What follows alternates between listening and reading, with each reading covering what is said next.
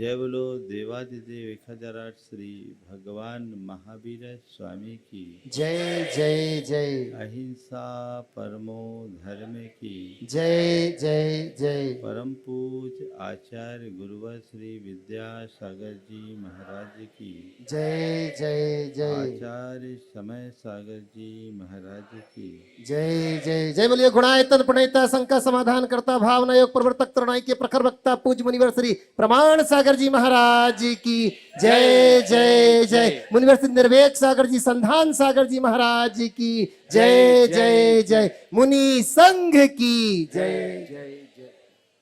एक व्यक्ति बड़ी तेज गति से चला जा रहा था। रास्ते में किसी युवक ने उसे रोकते हुए पूछा, भाई कहाँ जा रहे हो? उसने जवाब दिया, पता नहीं।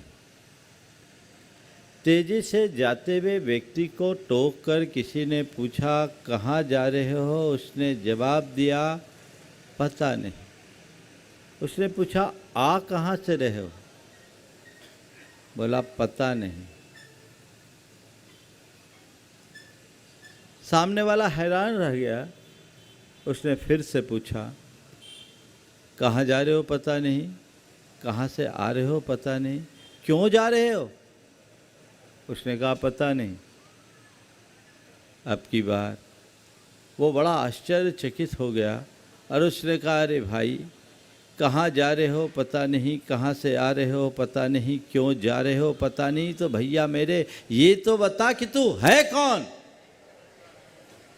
जानते हैं उसने क्या जवाब दिया? उसने कहा, पता नहीं। हंसी आ रही होगी उस व्यक्ति पर, है ना? पर वो व्यक्ति कौन है ये पता है कि नहीं? हाँ, कि ये भी पता नहीं। हकीकत में आज के मनुष्य की स्थिति वो कुछ ऐसी ही है। वो तेज गति से चल रहा है, उसके पास गति तो है पर कोई गंतव्य नहीं। प्रगति है, प्राप्तव्य नहीं। मति है, मंतव्य नहीं। बस चल रहे हैं सो चल रहे। थम कर विचार करने की जरूरत है कि आखिरकार मेरे जीवन का उद्देश्य क्या है। कभी आपने इस विषय में सोचा? एक विचारक ने एक बड़ी बात लिखी। उसने कहा, उद्देश्य विहीन मनुष्य का जीवन कुत्ते की भांति त्रिआयामी। उद्देश्य विहीन मनुष्य का जीवन कुत्ते की भांति त्रिआयामी है। दिन रात खाना, इधर उधर घूमना और बचा हुआ समय अपने साथियों से लड़ झगड़ कर बिता देना। हमने अपने जीवन में अब तक हासिल क्या किया? मनुष्य रोते हुए जन्मता है, शिकायतें करते हुए जीता है और निराशा के मलबे में दबकर मर जाता है। एक दिन हमारी तुम्हारी सबकी कहानी पूरी हो जाएगी, लेकिन सवाल ये है कि इस कहानी के साथ हमने अपने जीवन में क्या जोड़ा? किसे हम अपने जीवन की उपलब्धि के रूप में देखें? थोड़ी देर के लिए विचार करें कि मैंने अपने जीवन में अब तक जो कुछ भी एकत्रित किया है उसमें से ऐसी कौन कौन सी वस्तु है जिसे मैं अपने उपलब्धि के रूप में गिन सकूं? थोड़ा विचार करो। एक लंबे अंतराल के बाद सागर में यहाँ आना हुआ। बहुत सारे लोगों ने चर्चाओं में बताया, महाराज हम यहाँ से यहाँ शिफ्ट हो गए, पहले गलियों में रहते थे, अब अपना पॉश एरिया में अपना मकान हो गया। कईयों की एक की जगह 4 दुकान हो गई, कई बड़े हो गए, उनके बच्चे हो गए, वह कईयों ने बहुत धन पैसा कमा लिया। ये सब चीज़ें तुमने अर्जित किया है, इसमें संशय नहीं। लेकिन विचार करने योग्य बात केवल ये है कि इसमें से ऐसी कौन कौन सी वस्तुएं हैं जिन्हें अपने जीवन की उपलब्धि के रूप में गिना जाए। जीवन की मूलभूत उपलब्धि क्या? हमारे जीवन की ये सबसे बड़ी विसंगति है कि पूरा जीवन बीत जाता है और हमें इस बात का पता नहीं रहता कि हमारा जीवन आखिर किस लिए मिला। भारतीय तत्व चिंतकों ने जीवन को बहुत ही व्यापकता से देखा है और हमारे जीवन पर एक समग्र प्रकाश डालते हुए जीवन की मूलभूत उपलब्धियों को रेखांकित किया। आज उन्हीं 4 बातों से मैं अपनी बात शुरू करना चाहता हूँ। शांतम तुष्टम पवित्रम च सानंदम इति तत्वतः जीवनम जीवनम प्राहु भारतीय सुसंस्कृतौ।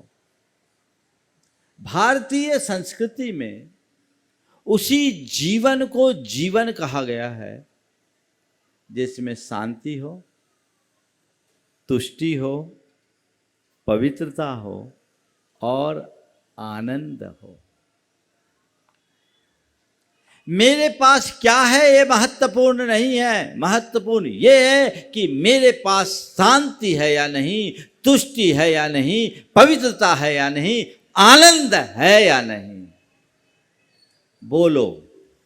शांति से शुरू करूं। आज इन्हीं 4 बातों की बात करूंगा। आप लोग बहुत शांति से सुन भी रहे हो। शांति ये तय है कि 27 बरस पहले तुम्हारे पास जितनी संपत्ति थी आज उससे बहुत ज़्यादा होगी, है ना? या दूसरे शब्दों में कहूँ, आज जितना पैसा तुम्हारे पास है 27 बरस पहले उतना पैसा नहीं था। था क्या? सब आगे बढ़े हो ना? अरे महाराज आप लोगों के आशीर्वाद से बहुत राइज किए, है ना? ये क्या राइज है?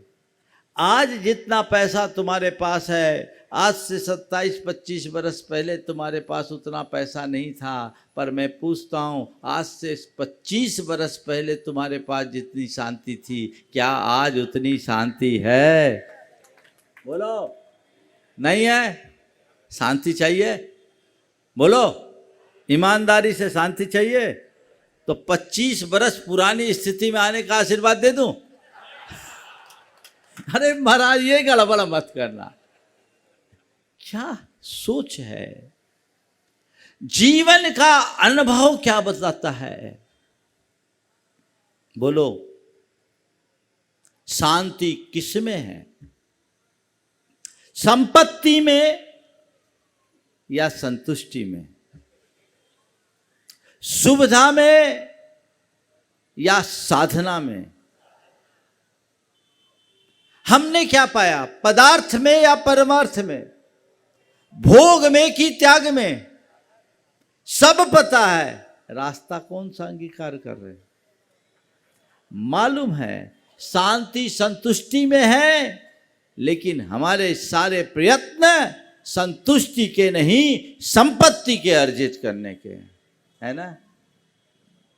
हमें पता है शांति साधना में है, फिर भी हमारी सारी शक्ति सुविधाओं को जुटाने में लगी है। हमें ये पता है शांति परमार्थ में है, फिर भी हम पदार्थ की होड़ में लगे हैं। हमें ये बात का पक्का पता है कि शांति का मूल त्याग है, फिर भी हम भोगों के पीछे पागल हो रहे हैं। क्यों? जानबूझकर। आखिर ऐसा क्यों? अब तक का अनुभव ये बताता है कि हम जिस रास्ते पर चल रहे हैं वो सही नहीं है। बोलो सही है कि नहीं? सही रास्ते पर चल रहे हो, गलत रास्ते पर चल रहे हो? हाँ बोलो तो थोड़ा जोर से। तो गलत रास्ते पर चल रहे हो तो कोई डंडा मार के चला रहा है क्या? कौन चला रहा है तुम्हें? खुद चल रहे हो तो रोते ही रहोगे, हासिल कुछ भी नहीं होगा। आवश्यकता रास्ता को बदलने की है। एक बार ऐसा हुआ, एक आदमी ट्रेन में यात्रा कर रहा था और फूट फूट कर रोए जा रहा था।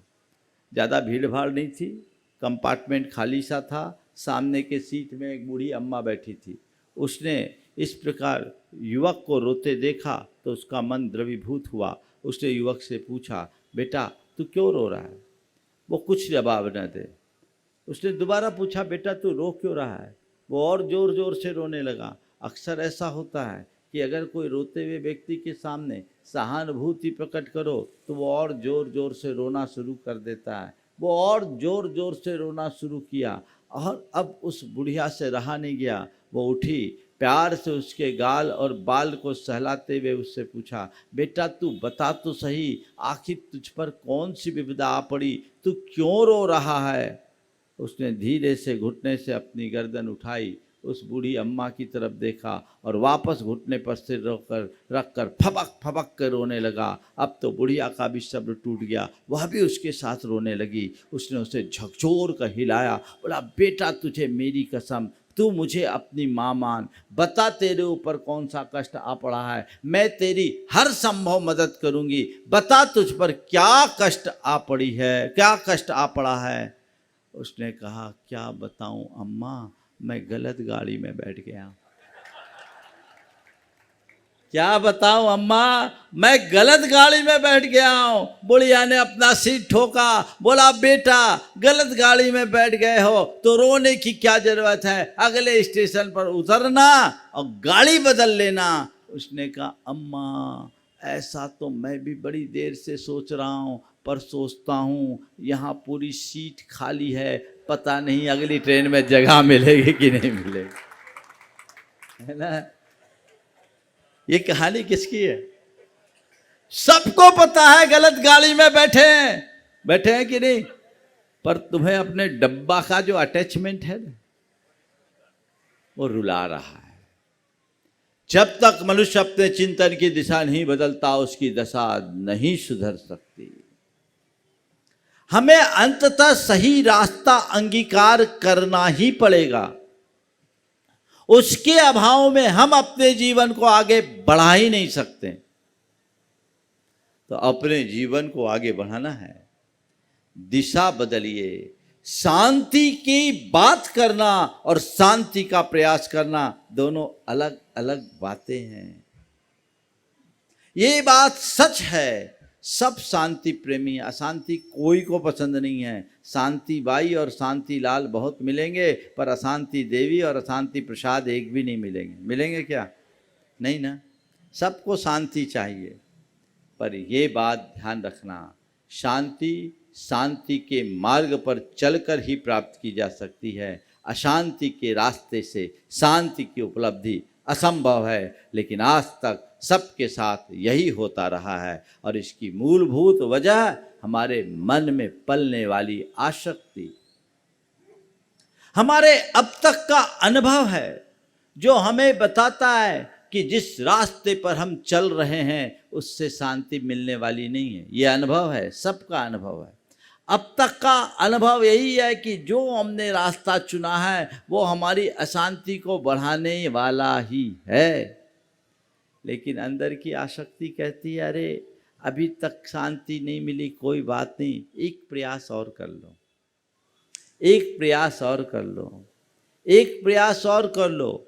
और हमारे अंदर की आसक्ति जब हमारे अनुभवों पर हावी हो जाती है तो हमें ऐसे ही दौड़ाते रहती है। संत कहते हैं, आसक्ति को जीतो, अनुभव को हावी करने की कोशिश करो, अपने अनुभव का रस निकालो, रस निचोड़ो, जीवन के अब तक के अनुभवों की समीक्षा करो और तय करो मुझे कौन से पथ पर चलना है, किस रास्ते को अंगीकार करना है। जब तक यह सुनिश्चित नहीं होता जीवन परिवर्तित नहीं हो सकता। आज लक्ष्य बनाए कि मुझे शांति के पथ का अनुगामी बनना है, तो उसी रास्ते पर चलना है जिससे शांति मिले। मैं तुमसे ये नहीं कहता कि तुम संपत्ति का अर्जन मत करो, मैं तुमसे ये भी नहीं कहता कि तुम सब सुविधाओं का त्याग करके सन्यासी बन जाओ। मैं तुमसे ये भी नहीं कहता कि सारी मोह माया छोड़कर वन की ओर निकल जाओ। मैं तुमसे ये भी नहीं कहता कि तुम त्यागी तपस्वी जैसा जीवन अंगीकार कर लो। पर मैं ये जरूर कहना चाहता हूँ कि तुम जहाँ हो, जिस स्थिति में हो, कम से कम शांति से जीने के अभ्यासी तो बनो। ये बात सच है कि संपत्ति से शांति नहीं मिलती, पर मैं ये भी मानता हूं कि तुम्हारा जीवन बिना संपत्ति के नहीं चल सकता। तो चलो कम से कम संपत्ति कमाने में तो शांति रखो। वहां भी अशांति, तो उसका भोग कैसे करोगे? मनुष्य जब तक जीवन के मूलभूत लक्ष्य को नहीं पहचानता, जीवन नहीं बदल सकता। संपत्ति चाहिए, संपत्ति जोड़िए, लेकिन इस बात को ध्यान में रखिए कि इसका उद्देश्य क्या है। गृहस्थ का जीवन धन पैसे के बिना नहीं चल सकता। वो तुम्हारे जीवन की मूलभूत आवश्यकता है। पैसा तुम्हें चाहिए, पैसा कमाओ, कोई मना नहीं है, पर पैसे के पीछे पागल मत बनो। आज पैसा कमाने वाले लोग कम, पैसे के पीछे पागल होने वाले लोग ज्यादा हैं। और वे लोग तब तक पागल बने रहेंगे जब तक पैसा उनका साध्य होगा। एक बात सदैव ध्यान में रखना, धन जीवन निर्वाह का साधन है, साध्य नहीं। जो साधन को साध्य बना लेते हैं वो पागल होते हैं, और जिनकी दृष्टि में साधन केवल साधन होता है वो पैसे के ऊपर होते हैं, पैसा उनके ऊपर नहीं होता। मैं आपसे कहता हूं, पैसा तुम्हारे जीवन की जरूरत है, पैसा रखो। तुम पर इस बात का विचार करो, किसके लिए जी रहे हो? पैसे के लिए जी रहे हो या पैसे के साथ जी रहे हो? बोलो। पैसे के लिए जीना और पैसे के साथ जीना बड़ा अंतर है। हम लोग शरीर के साथ जीते हैं, शरीर के लिए नहीं। शरीर के साथ जीते हैं, शरीर का ख्याल रखते हैं, लेकिन शरीर के लिए नहीं जीते। आप सबसे भी मैं यही कहना चाहता हूं, पैसे के साथ जियो, पैसे के लिए मत जियो। पैसे के साथ जीना और पैसे के लिए जीना में बड़ा मौलिक अंतर है। क्या अंतर है? जो पैसे के लिए जीते हैं उसके लिए पैसा ही सब कुछ होता है। उनके जीवन का एक ही मकसद होता है, जैसे तैसे कैसे, बस पैसे हो, पैसा ही उनका प्राण और पैसा ही उनका परमेश्वर बन जाता है। वो सब कुछ पैसे के खातिर करते हैं। लेकिन जिनका पैसा सब कुछ नहीं होता, जिनके लिए पैसा केवल एक साधन है, जो पैसे के साथ जीते हैं, वे पैसे का सदुपयोग करते हैं, उसका उपभोग करते हैं, उसका उपयोग करते हैं, पर पैसे को अपने ऊपर हावी नहीं होने देते। जो पैसे पर हावी रहता है वो हमेशा शांत और प्रसन्न बना रहता है, और जिसके ऊपर पैसा हावी हो जाता है वो पूरे जिंदगी दुखी बना रहता है। आपको ये अपने अंतर मन में झांक कर देखना है कि मेरी स्थिति क्या है। पैसा मुझ पर हावी है या मैं पैसे पर? देखिए, भारतीय संस्कृति में अनेक प्रकार के प्रतीक बताए, और उसमें धन के प्रतीक स्वरूप एक देवी को मान्य किया गया, वह है लक्ष्मी, है ना। लक्ष्मी को धन की देवी के रूप में परिगणित किया गया, और उसका वाहन किसको बनाया गया? बोलो, किसको बनाया गया? मैं बड़ा विचार करता हूं।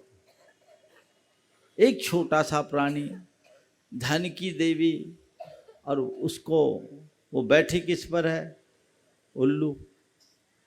मुझे इसका एक आध्यात्मिक प्रतीक प्रतीत होता है। वो ये कि उल्लू एक प्रतीक है। उल्लू किसको बोलते हैं?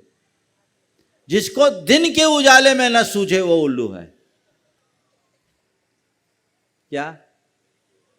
जिसको दिन के उजाले में कुछ न सूझे वो उल्लू है। इसी प्रकार और उल्लू लक्ष्मी को अपने सिर पर बिठाए रखता है, यानी जिसने पैसों को अपने सिर पर बिठा लिया उसको दिन के उजाले में भी अपना हिताहित नहीं सूझता। वो कौन है?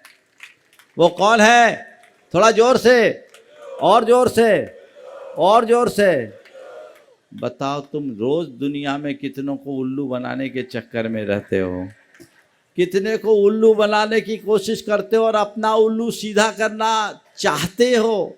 लेकिन संत कहते हैं दूसरों को उल्लू बनाओ न बनाओ, दूसरों से उल्लू सीधा कर पाओ न कर पाओ, ये तो बात की बात है, पर फिर तुम खुद क्या बने हो ये विचार करो। जो जानबूझकर अनजान बने उसको क्या बोलोगे?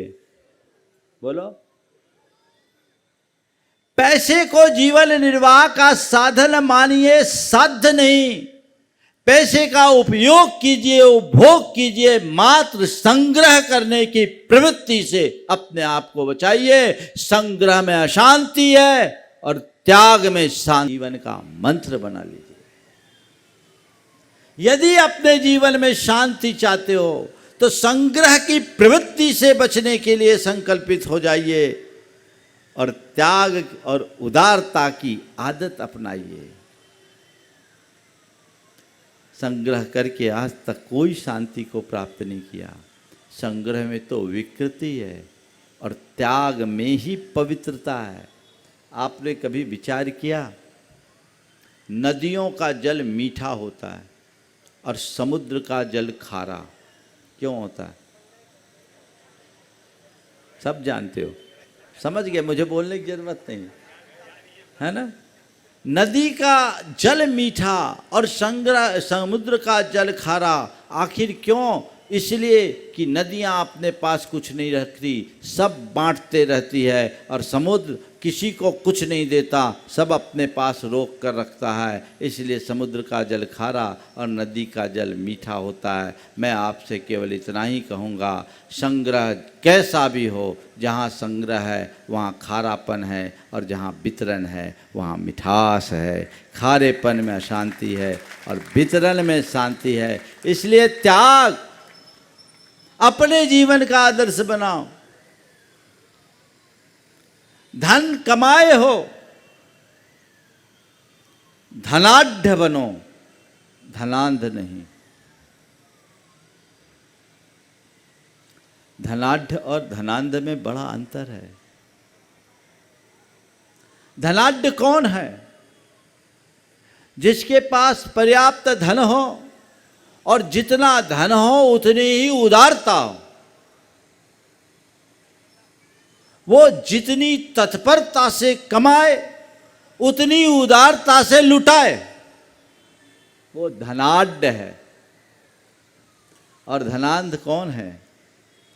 जो पसीना, खून पसीना एक करके पैसा कमाए और कमा कर उसे रखता जाए और उसका अभिमान करे, अनुदार हो जाए, न उसका उपयोग करे न उपभोग करे। धनाढ्य व्यक्ति को कोई पसंद नहीं करता और धनाढ्य व्यक्ति सबका चहेता होता है। धनाढ्य को खुद भी अशांति होती है और धनाढ्य को बड़ी शांति की अनुभूति होते रहती है। आपसे मैं यही चाहूँगा, यहाँ सागर है, सागर की समाज बड़ी धनाढ्य समाज मानी जाती है, क्योंकि इस समाज ने हमेशा उदारता का परिचय दिया है। और भागवोदय आपकी इसी उदारता की एक उपलब्धि है जो पूरी समाज को बहुत बड़ी देन परम पूज्य गुरुदेव की कृपा से मिली है। अपने जीवन में इसी उदारता को अपना आदर्श बनाकर रखिए। मन में जितनी उदारता होगी उतनी शांति मिलेगी और जितनी आसक्ति होगी उतनी आपको अशांति मिलेगी। इस सत्य को समझते हुए अपने जीवन का इसे मूल अनुभव बनाएं और जीवन की दिशा को बदलने की कोशिश कीजिए कि हमें अपने जीवन में शांति चाहिए। तो शांति के लिए हमारा लक्ष्य अंदर की संतुष्टि हो जो उदारता से पनपती है। हम धन पैसे को दूसरे क्रम में रखेंगे और अपने अंदर की शांति को पहले क्रम में। और पैसा भी कमाओ तो शांति से कमाओ। आजकल सब लोग पैसा कमाना चाहते हैं कि नहीं? कुछ लोग तो कहते हैं महाराज पैसा कमाएंगे नहीं तो फिर दान कैसे करेंगे। और महेश भाई तो कहते हैं महाराज हमारा बड़ा कर्जा चढ़ा हुआ है। कर्जा क्या चढ़ा हुआ है? बाजार का कर्जा नहीं है, भगवान से कर्जा लेते हैं और भगवान का कर्जा चुकाना चाहते हैं। उसके लिए हम लगाएं अच्छी भावना। दानशीलता एक अच्छा गुण है। हर किसी के हृदय में ऐसा भाव नहीं आता, लेकिन मैं आप सबसे कहता हूँ दानशीलता अच्छी बात है। दान करने के लिए पैसा कमाओ या पैसा कमाने की जब तक तुम्हारे पास अवसर और अनुकूलता है पैसा कमाओ, पर कितना कमाओ, कब तक कमाओ, कैसे कमाओ, ये भी तो ध्यान रखो। 4 बातें ध्यान रखना पैसा कमाने के लिए। जब तक मन की शांति खंडित न हो पैसा कमाओ। मुझसे आजकल बोलते हैं महाराज परिग्रह परिमाण व्रत कैसे ले, तो मैं आज के युवाओं को नए तरीके से परिग्रह परिमाण देता हूँ। जब तक मन की शांति खंडित ना हो तुम कमाओ, जितनी तुम्हारी कुवत है कमाओ, कोई रोक टोक नहीं। मतलब पैसा कमाने के साथ तुम्हें सुख से नींद आना चाहिए। अगर पैसा कमाने के चक्कर में नींद की गोलियां खानी पड़ रही है तो तुम्हें अपने रास्ते को बदल देना चाहिए। पैसे के कारण तुम रात दिन टेंशन में आ रहे हो तो तुम्हें अपनी दिशा मोड़ देनी चाहिए। पैसा कमाने के पीछे रात दिन उद्वेग आ रहा है तो तुम्हें अपनी राह बदल देनी चाहिए। और पैसा कमाने के पीछे तुम्हारे अंदर चिड़चिड़ापन आ रहा है तो तुम्हें संभल जाना चाहिए। अपने आप को देख लो। बहुत से लोग हैं जो पैसा कमाने के चक्कर में बहुत परेशान रहते हैं। कहते tension tension tension tension tension. अरे पैसा कमाओ, प्रयत्न करके कमाओ, परेशान होकर क्यों कमा रहे हो? पैसा कमाने के लिए प्रयत्न करो, परेशान मत हो। अपनी दिशा मोड़िए, संभल जाइए। लेकिन लगे हैं, बस का है नहीं, दिमाग फटा जा रहा है फिर भी। और ये सब क्यों होता है पता है? आजकल के लोग सब ओवर एस्टिमेट काम करते हैं। अच्छे अच्छे कंसल्टेंट अच्छे अच्छे प्रोजेक्ट रिपोर्ट बनाकर सब्ज-बाग दिखाते हैं, नए नए बड़े बड़े सब्ज-बाग। और हमारे आज की नई जनरेशन के युवा बड़ा रिस्क लेना चाहते हैं और कहते हैं नो रिस्क नो रिवार्ड। तो बड़ा रिस्क लेने के चक्कर में वो अपनी चैन की नींद खो देते हैं, सुकून की रोटी नहीं खा पाते, परेशान होते हैं। बिल्कुल ऐसा काम मत करना। गुरुदेव का हाइकू है, मुकद्दर है उतनी ही चद्दर पैर फैलाओ। मुकद्दर है उतनी ही चद्दर पैर फैलाओ। पुरुषार्थी बनो, एक एक करके 1000 सीढ़ी चढ़ो, एक साथ 100 सीढ़ी चढ़ने का प्रयत्न कतई मत करो, अशांत रहोगे। ओवर एस्टिमेट काम कभी मत करना। शांति चाहिए। मैं तुमसे पैसा कमा करके भी शांति का मंत्र बता रहा हूं, पैसा छुड़ाने की बात में नहीं कर रहा हूं। तुम्हें पैसा कमाने का ही रास्ता दे रहा हूं। लेकिन पैसा कमाओ जब तक तुम्हारे मन की शांति खंडित ना हो। और मन की शांति को अखंडित बनाए रखना चाहते हो तो ओवर एस्टिमेट बिजनेस से बचो। मैं ऐसे अनेक लोगों को जानता हूं जो कभी करोड़पति अरबपति होते थे, और अपने इस इंस्टेंट सब कुछ पाने की लालसा में आज सब कुछ खो दिए। एक व्यक्ति जो 200 करोड़ का मालिक, बड़ी इंडस्ट्री का मालिक, अब उनके मन में हवस जग गई कि मुझे तो 2000 करोड़ का आदमी बनना है। उनने तुर्की में एक प्रोजेक्ट लिया, टर्की में एक प्रोजेक्ट लिया, एक प्रोजेक्ट आपके जाकर के क्या कहते हैं जहाँ से वियतनाम में एक प्रोजेक्ट लिया, और 3-4 जगह बड़े बड़े प्रोजेक्ट ले लिए। भारत में भी कोई प्रोजेक्ट लिए। 700 करोड़ रुपया बैंक से ले लिया। मीटर तो चालू हो गया, टेक्निकल प्रॉब्लम आ गई। कोयले का काम था, कुछ वर्ष पहले कोल ब्लॉक को लेकर बड़ा गड़बड़ हुआ था, वो चक्कर में आ गए, अपने कर्ज के भार में दब गए और सब कुछ बर्बाद हो गया, खो गया। वो आदमी कहता है कि जिस गति से मैं चल रहा था, यदि उसी गति से चलता रहता तो आज मैं पहले से बहुत अच्छा होता, लेकिन ज़्यादा कमाने के चक्कर में जो गांठ का था वो भी चले गए। और बुंदेलखंड की कहावत तो है ही, दुबे जी छब्बे जी बनवे गए, चौबे जी छबे जी बनवे गए, सो दुबे जी बन के लौट आए। तो भैया अगर चौबे जी हैं तो चौबे जी बने रहो, ऐसा रास्ता मत अंगीकार करो कि दुबे जी बन करके लौटना पड़े। ओवर एस्टिमेट काम करोगे अशांति पाओगे। दूसरा, ओवर बर्डन काम मत करो। संसाधन तुम्हारे पास है पर शरीर में दम नहीं और लगे हो, बिल्कुल काम उतना ही काम करो जितना संभाल सको। दूसरी बात, जो पहले मन की शांति खंडित हो ऐसा काम मत करो। शरीर का स्वास्थ्य प्रभावित होने लगे वो काम मत करो। अब लगे हैं सुबह से शाम तक, रोटी खाने तक की फुर्सत नहीं, भागे जा रहे हैं, शरीर में कुछ जान नहीं है, 25 प्रकार की दवाइयाँ खा रहे हैं और टेंशन बढ़ाते जा रहे हैं। भैया क्यों ओवर बर्डन, क्यों? क्षमता से अधिक काम कभी मत करो, नहीं तो करने लायक ही नहीं बचोगे।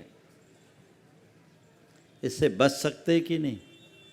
आराम से बच सकते। तीसरी बात, परिवार का प्रेम नष्ट होने लगे उतना काम मत करो। लग गए, फुर्सत ही नहीं, घर परिवार है कि नहीं मेरा पता ही नहीं। एक बड़े उद्यमी थे मेरे पास बैठे, उनकी धर्मपत्नी साथ में थी, बहुत धंधी आदमी। पत्नी ने कहा महाराज जी इनसे कहे कि थोड़ा भाग दौड़ कम करे और थोड़ा घर परिवार को भी देखें, इनसे कहिए कि इनकी बीवी भी है, इनके बच्चे भी हैं। मैं उसकी तरफ मुखातिब हुआ तो उसने कहा महाराज कुछ नहीं, मैं सब इन्हीं लोगों के लिए तो कर रहा हूँ, सब मैं इन्हीं लोगों के लिए तो कर रहा हूँ। उसकी धर्मपत्नी ने उसके सामने कहा महाराज जी हमें इनका पैसा नहीं चाहिए, हमें अपना पति चाहिए और हमारे बच्चों को उनका पिता चाहिए, और कुछ नहीं चाहिए। वो आदमी जो रात दिन इधर से उधर दौड़ता रहे, बीड़ी पत्ता का भी काम करता था, महीनों जंगलों में पड़ा रहता और कमी कुछ नहीं, फिर भी लगा है। मैंने उससे कहा भैया क्यों कर रहे हैं? बोले इन लोगों के लिए कर रहे हैं। हमने उससे एक सवाल किया, ये बता तेरे बापूजी तेरे लिए कुछ छोड़ के गए थे कि नहीं? बोले बहुत कुछ छोड़े थे। हमने कहा बापूजी जो तेरे लिए छोड़ के गए तो उसका कोई उपयोग किया? बोला महाराज वो तो पड़ा, मैं उससे कई गुना बढ़ा लिया। हमने कहा तेरे बापूजी की संपत्ति जब तेरे काम में नहीं आई तो तेरी जोड़ी संपत्ति तेरे बेटे के काम में कहाँ से आएगी? ये विचार करो। अगर हुनर होगा तो कई गुना बढ़ा लेगा और हुनर शून्य होगा तो सब मिटा देगा। किस व्यामोह में फंसे हो? परिवार के लिए समय निकालने की कला विकसित करनी चाहिए, ये अपनी प्राथमिकता होनी चाहिए। परिवार का प्रेम नहीं है तो फिर मतलब क्या है? इस पर ध्यान दीजिए। तो ओवर एस्टिमेट काम मत कीजिए, ओवर बर्डन मत कीजिए, ओवर स्टॉक काम मत कीजिए, साथ साथ में दे रहा हूँ, और आउट ऑफ ट्रैक जाकर काम मत कीजिए। ये चारों चीज़ें अगर ध्यान में रखोगे तो व्यापार में कभी अशांति नहीं होगी, और इन चारों चीज़ों का उल्लंघन करोगे, चारों में एक का भी उल्लंघन करोगे, कभी शांति नहीं होगी। तो मन की शांति खंडित ना हो, शरीर का स्वास्थ्य प्रभावित ना हो, परिवार का प्रेम बना रहे, और थोड़ा धर्म और समाज के लिए समय निकलता रहे। धंधा वैसा ही करो, वैसा ही करो। अभी तो समय ही नहीं, रात के 12 बजे पति आया, कहा जल्दी से खाना परोस।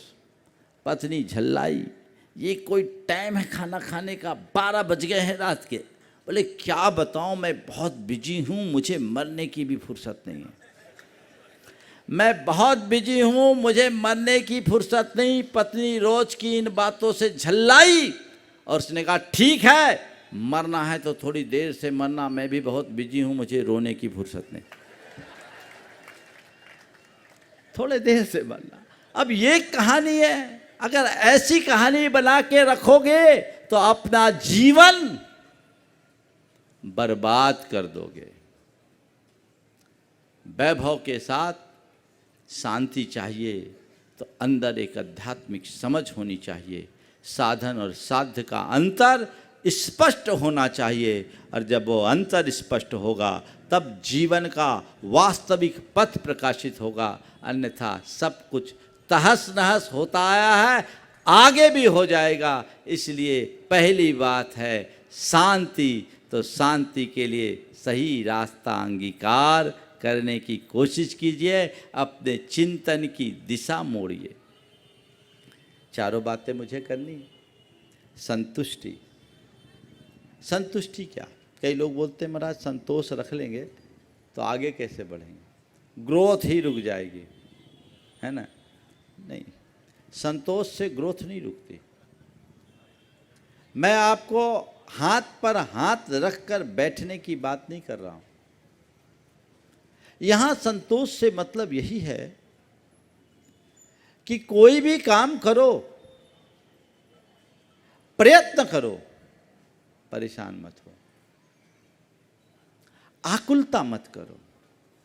हमेशा एक बात ध्यान में रखो, मेरे हाथ में केवल प्रयत्न है, परिणाम नहीं। प्रयत्न पूर्ण तत्परता से करो और परिणाम में पूरा संतोष रखो। आप लोग प्रयत्न में तो कमी रखते हो, कई लोग प्रयत्न आधे अधूरे मन से करते हैं और परिणाम को लेकर आकुल व्याकुल होते हैं। अरे हमने जैसा चाहा वैसा रिजल्ट नहीं मिला, परिणाम अनुकूल नहीं मिला, माथा पकड़ करके बैठ जाते हो, रोते ही रहोगे, रोते ही रहोगे। आगे बढ़ो, लेकिन धीरे धीरे। जंप लेने की आदत से बचो, ये भी ध्यान रखने की बात। कुछ लोग आगे बढ़ते नहीं, छलांग लगाने की कोशिश करते हैं, और ऐसे बहुतेरे लोग जिनकी ये लंबी छलांग हनुमान कूद बन जाती है, सर्वस्व विनष्ट कर देती है, खंडित करती है। यहाँ थोड़ा धैर्य, समझ और संतोष रखने की जरूरत है। उसकी तरफ संतोष हो, संतुष्टि, परिणामों को लेकर संतुष्टि।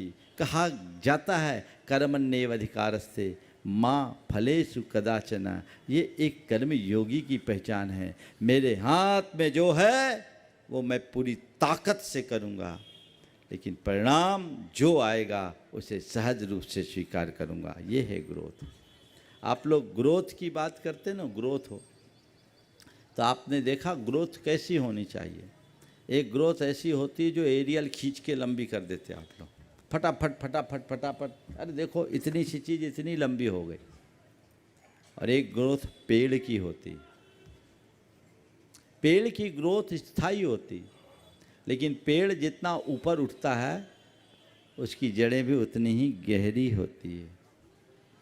ग्रोथ अगर करना चाहते हो तो अपने आप को आध्यात्मिक रूप से गहरा बनाओ, फिर आगे बढ़ाओ, तो तुम्हारी ग्रोथ स्थायी होगी। और जो व्यक्ति उथली सोच लेकर के चलेगा वो जीवन में कभी सफलीभूत नहीं हो सकेगा। तो अपने अंदर वैसी सही ग्रोथ होनी चाहिए, संतुष्टि को अपने जीवन का आदर्श बनाना चाहिए और पवित्रता हर पल अपने जीवन में बनी रहे।